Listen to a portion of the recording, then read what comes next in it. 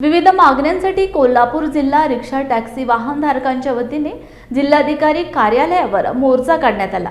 RTO passing, 50 रुपये दंड रद्द करावा, रिक्षा चालकांना कल्याणकारी मंडळी योजना त्वरित लागू करावी व त्यांना असंघटित कामगार म्हणून घोषित करावे, तसेच अन्य मागण्यांसाठी हा मोर्चा काढण्यात आला।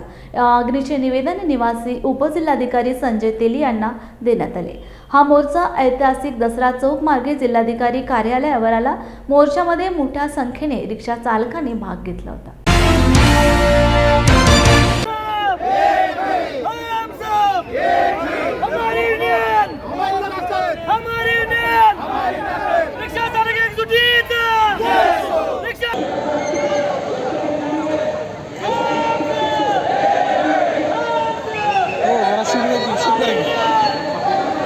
₹50 दररोज पासिंगसाठी जो दंड आकारला जातो तो सरकारनं त्वरित रद्द करावा।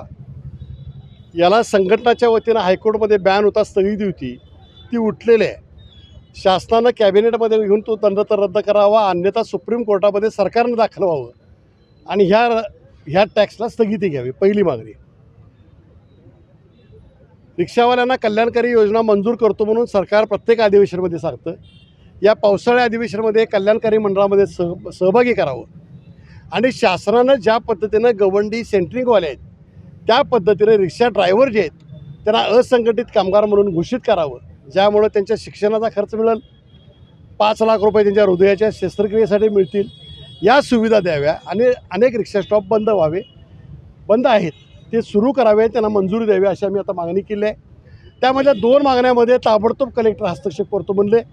असंघटित कामगारांसाठी कामगार आयुक्तांच्यावर बैठक लावतो आणि आरटीओने जो काय बदल करायचा आहे ते करतो म्हणून सांगितलं आणि बाकीच्या मागण्या या शासन स्तरावर आहेत आणि म्हणून येणाऱ्या 18 तारखेला सरकारनं जर निर्णय घेतला नाही तर आम्ही कलेक्टर ऑफिसच्या दारामध्ये खरडा भाकर आम्ही खाणार आणि आरटीओला पण खरडा भाकर खायला देणार।